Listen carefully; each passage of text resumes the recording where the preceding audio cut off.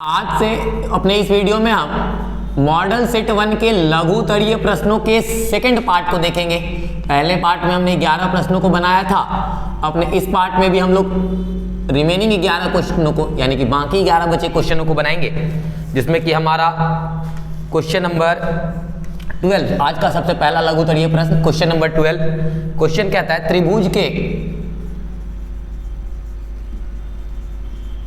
त्रिभुज के केंद्रक का निर्देशांक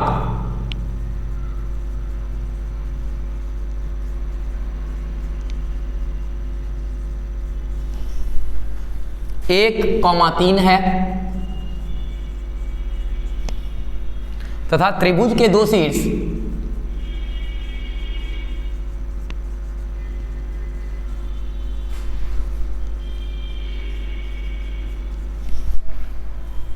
-7,6 और 8,5 है, तो त्रिभुज का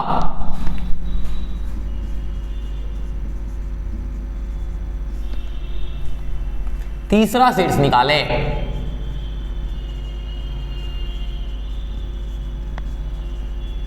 चलिए देखते हैं जरा इसके हल को। तो हल में हम क्या करेंगे, हमें दिया गया है त्रिभुज के केंद्रक का निर्देशांक। चलिए जरा एक त्रिभुज बना लेते हैं जरा साइड में। ये हमारा त्रिभुज है और इस त्रिभुज के केंद्रक का निर्देशांक हमें दिया गया है। केंद्रक का निर्देशांक हमें दिया गया है 1 और 3।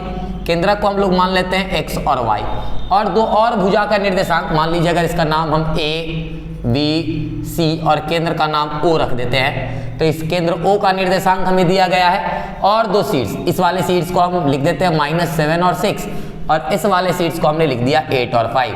तो ये हमारा बन जाता है x1 y1, और ये बन गया हमारा x2 y2, और जो हमारा x3 y3 है तीसरे केंद्र का निर्देशांक, इसे हमें ज्ञात करना है। तो याद करेंगे त्रिभुज के केंद्र का निर्देशांक।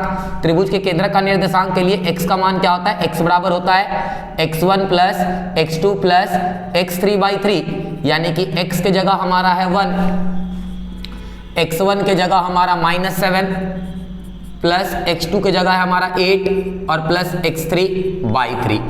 क्रॉस मल्टीप्लाई किया, अभी रुक जाइए जरा, एक स्टेप और आगे बढ़ते हैं। एक ये -7 और प्लस 8 मिलकर के हो जाएगा +1 प्लस x3 बाई 3। अब करवा देंगे इसका क्रॉस मल्टीप्लाई, तो 1 प्लस x3 में 1 से गुना किया तो 1 प्लस x3, और 3 में 1 से गुना किया तो 3। अब x3 का मान निकालने के लिए हम क्या करेंगे, ये 3 और ये प्लस का 1 इधर आया तो -1, यानी कि x3 का मान हमारा आ गया 2। बिल्कुल इसी प्रकार इसके y के लिए भी लिखेंगे। y का फॉर्मूला क्या होता है, y का फॉर्मूला हो जाता है y1 plus y2 plus y3 by 3। त्रिभुज के केंद्र के लिए y का मान हमारा यहाँ दिया गया है 3, y1 के जगह है 6, y2 के जगह है 5 और प्लस y3 बटा में 3। इसके नीचे 1 लिख सकते हैं, 6 और 5 मिलकर के हो गया 11 plus y3 by 3। Cross multiply करवा दिया जाए तो 11 प्लस y3 में 1 से गुना किया तो 11 प्लस y3, और 3 को 3 से गुना किया तो 9। 11 को इधर भेज देंगे तो y3 बराबर आ गया हमारा 9 - 11, यानी कि y3 बराबर आ गया हमारा -2। तो इस प्रकार हम त्रिभुज के तीसरे शीर्ष का निर्देशांक लिख सकते हैं। त्रिभुज के तीसरे शीर्ष यानी कि C, तीसरे शीर्ष यानी कि C का निर्देशांक x, जो कि x3 और y3 है हमारे लिए। x3 और y3 का मान हमारे पास आया, x3 का मान आया 2 और y3 का मान आया -2। हो गया हमारा आंसर।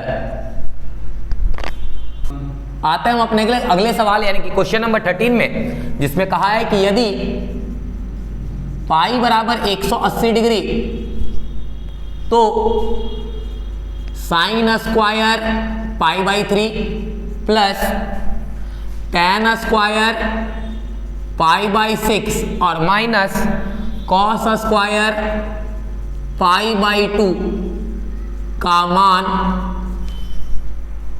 निकालें। चलिए हमें पाई की जगह दिया गया है 180 डिग्री, तो हम क्या करेंगे, जहां जहां पाई है वहां भर देंगे 180 डिग्री, यानी कि sine square 180 degree by 3 plus tan square 180 degree by 6 और minus cos square 180 degree by 2।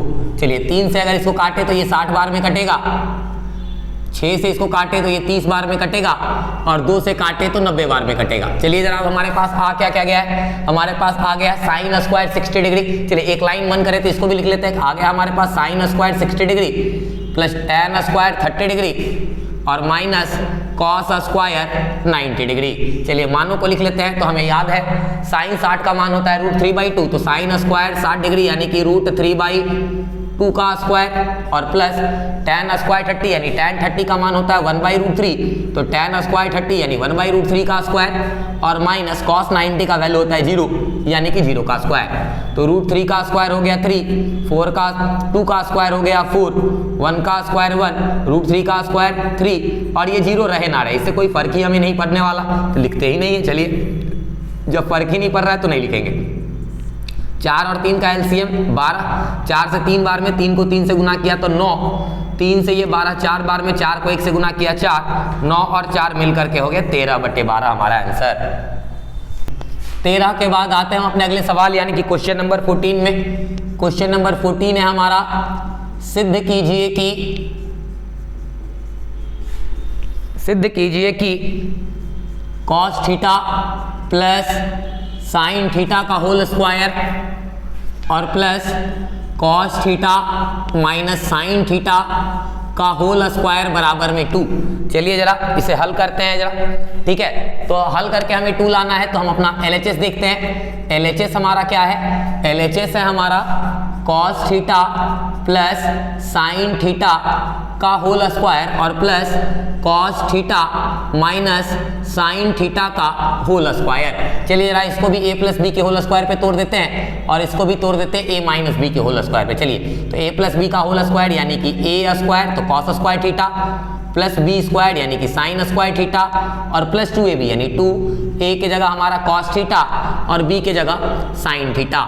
a minus b का होल स्क्वायर लगा देंगे यानी कि a स्क्वायर यानी कि cos square theta plus b square यानी कि साइन स्क्वायर थीटा और माइनस 2 इंटू ए बी यानी कि 2 into cos theta into sine theta. तो हम क्या देख रहे हैं, ये 2 cos theta sine theta minus में और यहाँ प्लस में, ये दोनों कट गए। और यहाँ पर इन दोनों को जरा गौर से देखा जाए तो sine square plus cos square हमने पढ़ाया 1, ये तो कट गए। यहाँ भी ये sine square plus cos square मिलकर के 1, एक और एक को जोड़ दे तो 2 हो गया हमारा आंसर। 14 के बाद आते हैं हम अपने अगले सवाल यानी कि क्वेश्चन नंबर 15 में। क्वेश्चन नंबर 15 है, 6 मीटर लंबाई वाले एक ऊर्ध्वाधर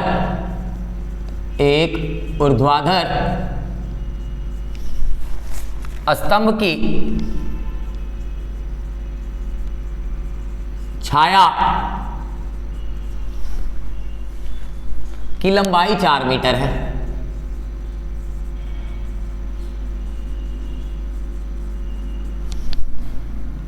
जबकि उसी समय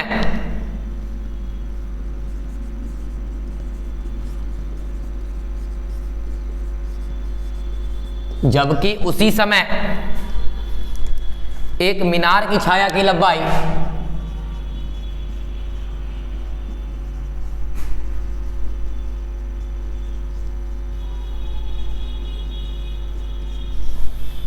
28 मीटर है,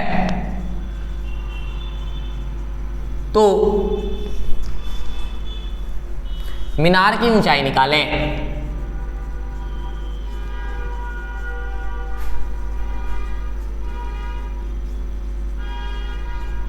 चलिए जरा देखते हैं इसके हल को। तो हमें कहा क्या गया है कि 6 मीटर लंबाई का एक स्तंभ है। तो चलिए ये हमने बना दिया स्तंभ जिसकी ऊंचाई हमारा है 6 मीटर और ये है इसकी छाया। तो इसकी छाया की लंबाई है 4 मीटर। ऊर्ध्वाधर है यानी कि ये 90 डिग्री भूमि के साथ बनाएगा। दूसरे फिगर की बात करते हैं, उसी समय एक मीनार की छाया। चलिए हम इसको मान लेते हैं कि ये हमारा मीनार है और ये इसकी छाया है। तो मीनार की छाया की लंबाई हमें दिया गया है 28 मीटर।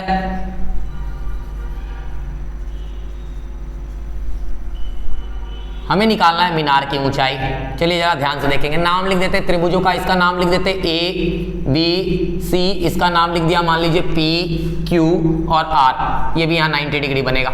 चलिए जरा ध्यान से देखेंगे, हम लोग आते हैं त्रिभुज ए बी सी तथा त्रिभुज पी क्यू आर में। ध्यान से देखेंगे दोनों त्रिभुज में एंगल बी और एंगल क्यू 90 डिग्री है, यानी एंगल बी बराबर एंगल क्यू। क्यों भाई? क्योंकि ये दोनों 90 डिग्री हो गए। और ध्यान देंगे समय, एक ही समय की बात हो रही है ना, तो सेम समय में सूर्य द्वारा उन्नयन कोण जो बना वो उतना ही बनेगा जितना स्तंभ पर बना, क्योंकि समय वही है, तो सूर्य का उन्नयन कोण मीनार के ऊपर भी उतना ही होगा, है ना। यानी कि हमारा एंगल सी जो है ये बराबर होगा एंगल आर। एक ही समय क्यों हुए ये? क्योंकि ये एक ही समय सूर्य द्वारा बने उन्नयन कोण है, सूर्य द्वारा बना उन्नयन कोण है। एक ही समय पर सूर्य दो वस्तुओं पर सेम ही कोण बनाएगा, उन्नयन कोण है, ठीक है। तो दो कोण हमें मिले, यानी एंगल एंगल से ये दोनों त्रिभुज जो है वो समरूप हो गए, तो यहाँ लिख देंगे एंगल एंगल समरूपता प्रमेय से कौन कौन समरूप हो गए? तो त्रिभुज एबीसी समरूप हो गया त्रिभुज पी क्यू आर के, है ना। चलिए जरा अब हम लोग क्या पढ़े हैं? हम लोग पढ़े हैं कि समरूप त्रिभुजों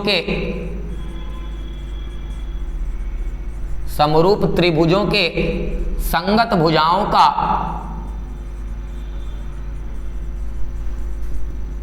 अनुपात समान होता है।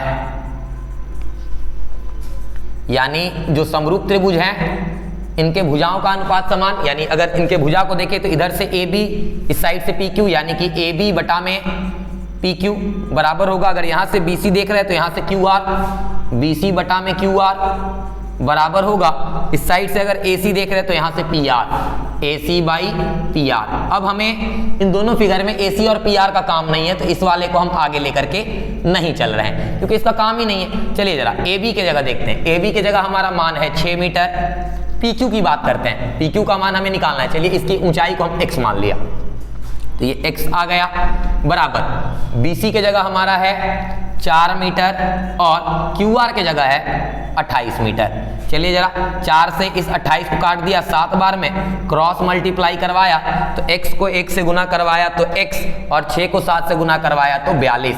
यानी x हमने माना था मीनार की ऊंचाई, यानी कि मीनार की ऊंचाई जिसे हमने x माना था ये आ गया 42 मीटर, हो गया हमारा आंसर। आते हैं हम अपने अगले सवाल, यानी कि क्वेश्चन नंबर 16 में। हमारा अगला सवाल है भूमि के एक बिंदु से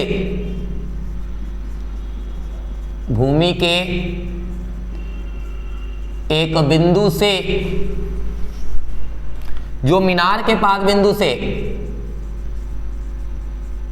जो मीनार के पाद बिंदु से 30 मीटर की दूरी पर है, 30 मीटर की दूरी पर है मीनार के शिखर का उन्नयन कोण, मीनार के शिखर का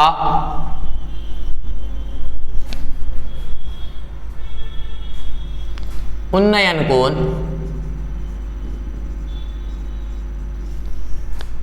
30 डिग्री है।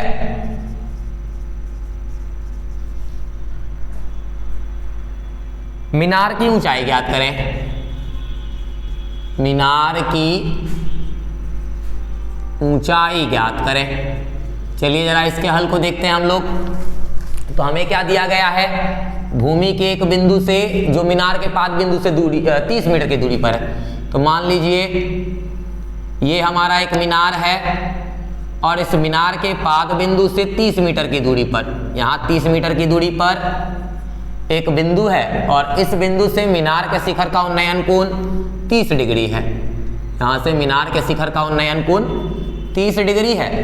तो हमें कहा इस मीनार की ऊंचाई निकालने के लिए। चलिए नाम लिख देते हैं ए बी सी। लिखेंगे माना कि ए बी एक मीनार है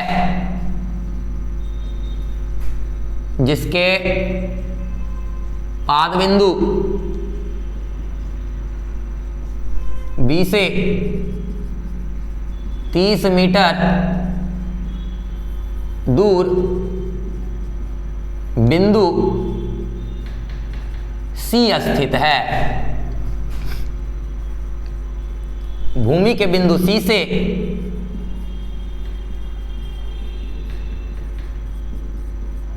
मीनार के शिखर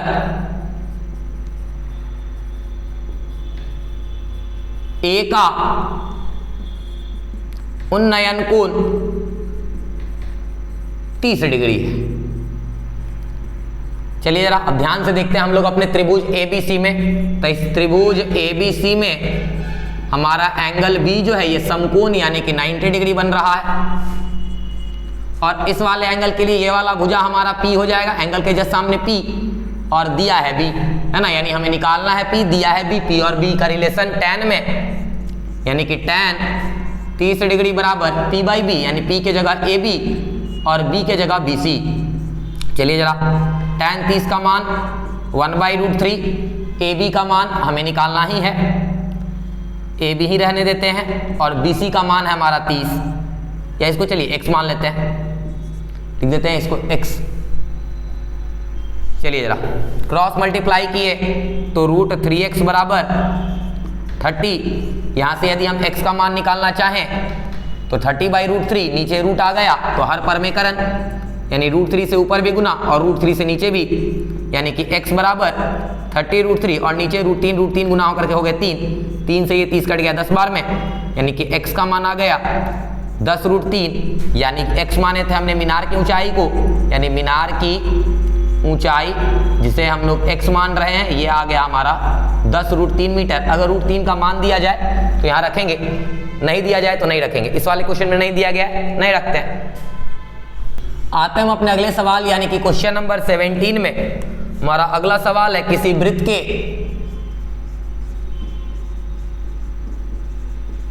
वृत्त के केंद्र से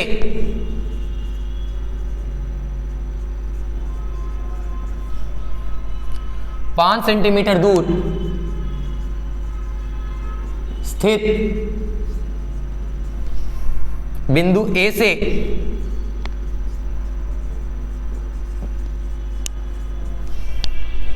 खींची गई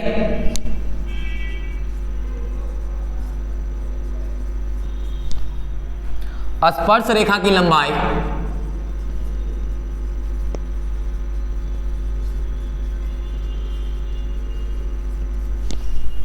4 सेंटीमीटर है,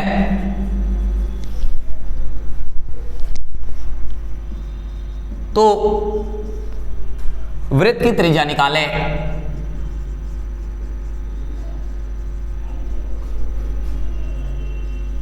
चलिए जरा इसके हल को देखते हैं हम लोग।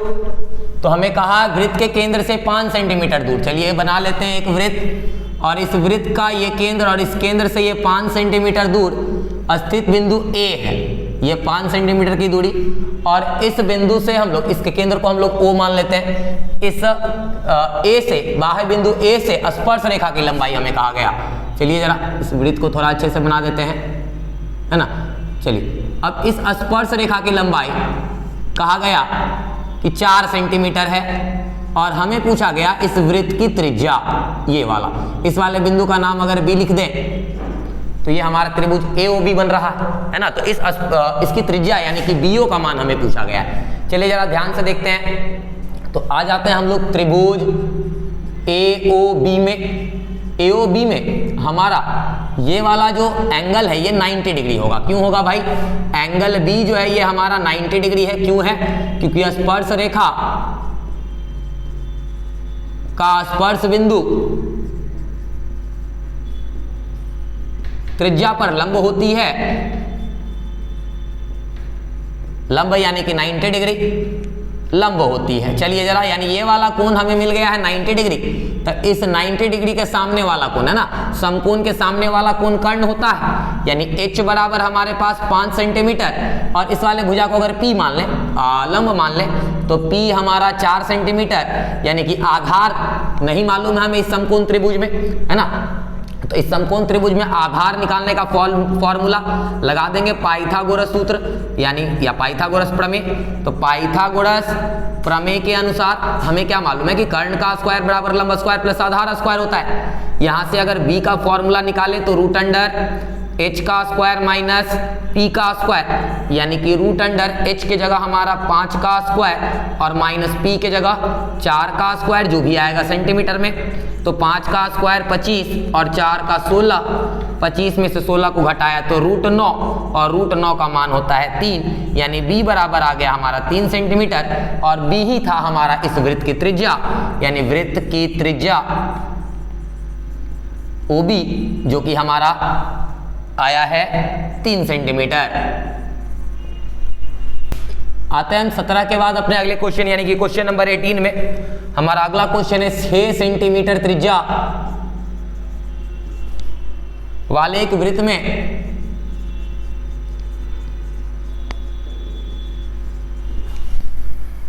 एक चाप केंद्र पर 60 डिग्री का कोण बनाता है।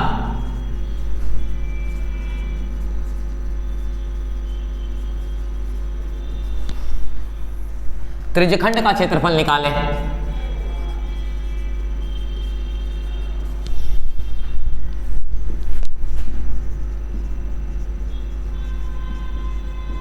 चलिए जरा इसके हल को देखते हैं। तो हमें त्रिज्या दिया गया है और कोण यानी कि थीटा दिया गया है यानी हमारा थीटा है 60 डिग्री और त्रिज्या यानी कि r का मान दिया गया है 6 सेंटीमीटर।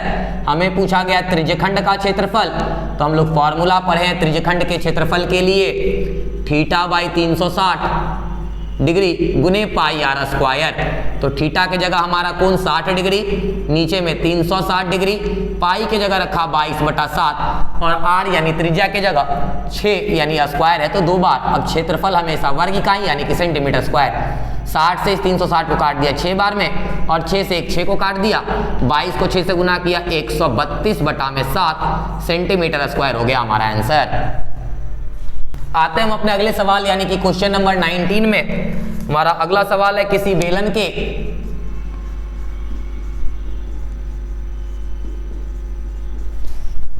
वक्र पृष्ठ का क्षेत्रफल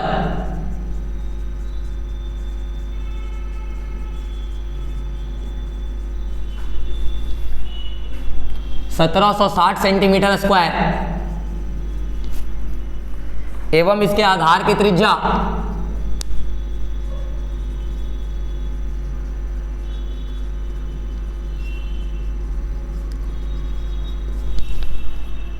14 सेंटीमीटर है तो बेलन की ऊंचाई क्या होगी?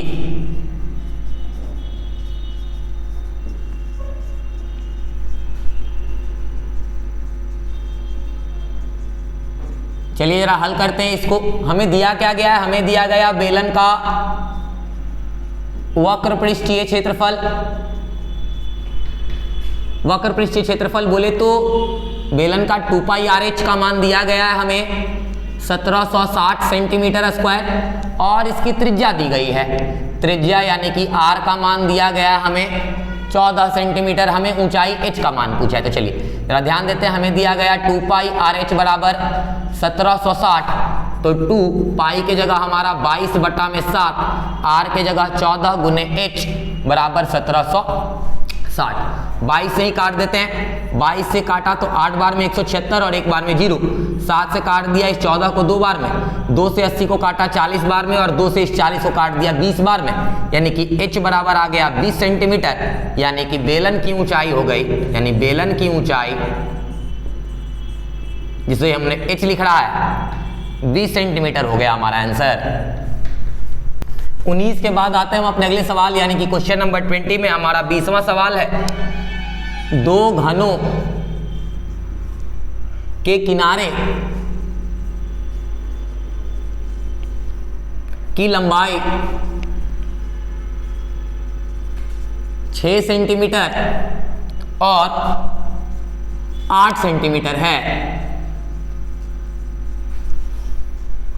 दोनों घनों को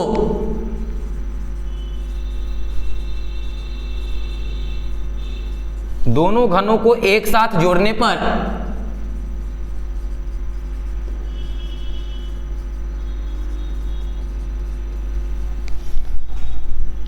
प्राप्त आकृति का आयतन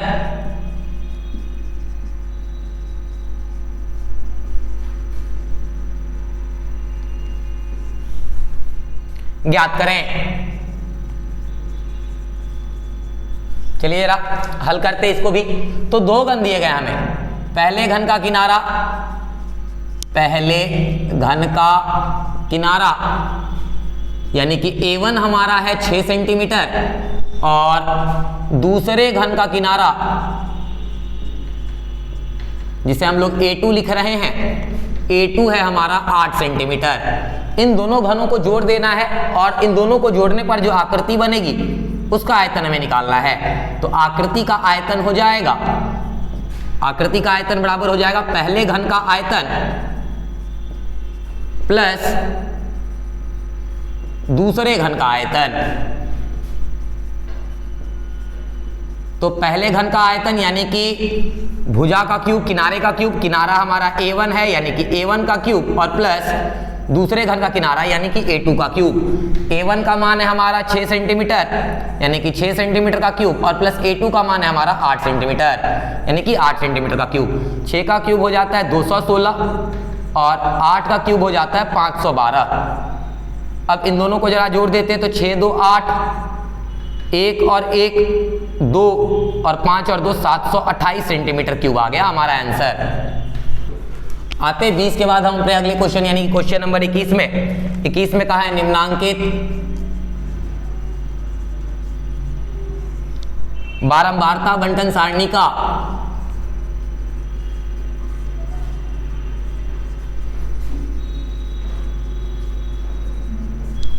माध्य ज्ञात करें।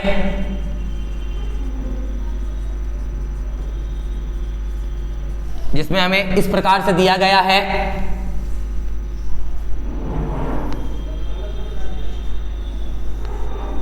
इस वाले में हम लोग का दिया गया वर्ग अंतराल और इस वाले में दी गई है इसकी बारंबारता। तो हमारा पहला वर्ग अंतराल है 100 से 120, दूसरा है 120 से 140, तीसरा 140 से 160, 160 से 180 और 180 से 200 और इनकी बारंबारताएं दी गई हैं 12, 14, 8, 6 और 10। चलिए जरा इसके माध्य को हमको निकालना है तो हल देखते हैं इसका। हल में यहाँ हम लोग इसकी वर्ग अंतराल को लिख रहे हैं और यहाँ इसके बारंबारता को लिखेंगे। माध्य बनाने में वर्ग चिन्ह का यूज पड़ता है तो यहाँ इसके वर्ग चिन्ह, बारंबारता को हम लोग F से दिखाते हैं, यहाँ इसके वर्ग चिन्ह यानी कि x का मान लिखेंगे और लास्ट में हम लोग f गुने x का मान लिखेंगे। चलिए जरा, तो पहला वर्ग अंतराल है हमारा 100 से 120, दूसरा है हमारा 120 से 140, तीसरा है हमारा 140 से 160, चौथा है 160 से 180 और लास्ट वाला है हमारा 180 से 200। बारंबारता 12, 14, 8, 6 और 10। चलिए जरा वर्ग चिन्ह निकालते हैं। वर्ग चिन्ह यानी कि उच्च सीमा प्लस निम्न सीमा बाई 2 यानी 120 और 100 मिलकर के हो जाएंगे 220 और 220 का आधा करेंगे 110, 140 और 120 को जोड़ेंगे तो 260, 260 का आधा किया तो 130। अब अगर देखते हैं अंतर सेम है तो वर्ग चिन्हों के बीच का अंतर भी सेम होगा, ये भी एक ट्रिक है ना। तो अगला हमारा वर्ग चिन्ह 150 हो जाएगा, इसके बाद वाला 170, इसके बाद वाला 190। आप चाहे तो चेक भी कर सकते हैं। अब गुना कर लेते हैं। 12 को 110 से गुना किया 1320, 14 को 13 से गुना किया तो 1820,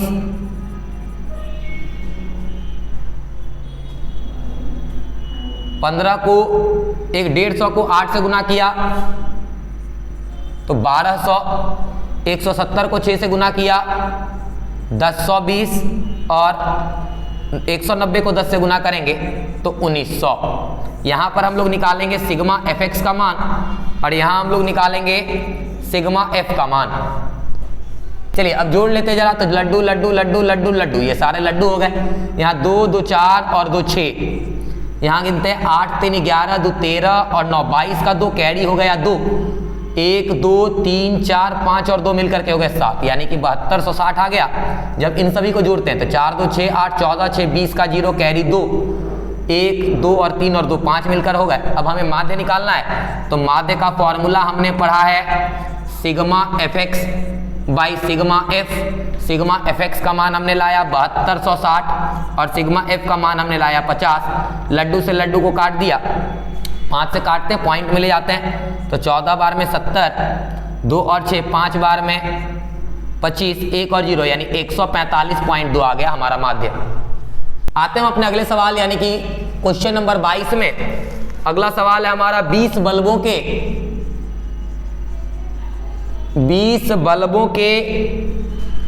एक समूह में 4 बल्ब खराब हैं।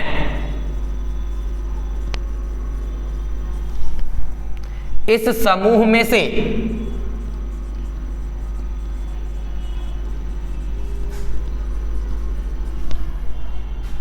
एक बल्ब यादृच्छा का मतलब बिना देखे होता है ना, यादृच्छा निकाला जाता है।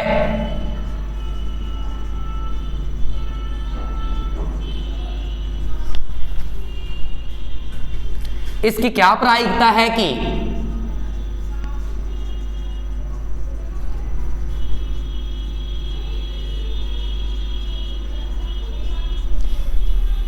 बल्ब अच्छा होगा।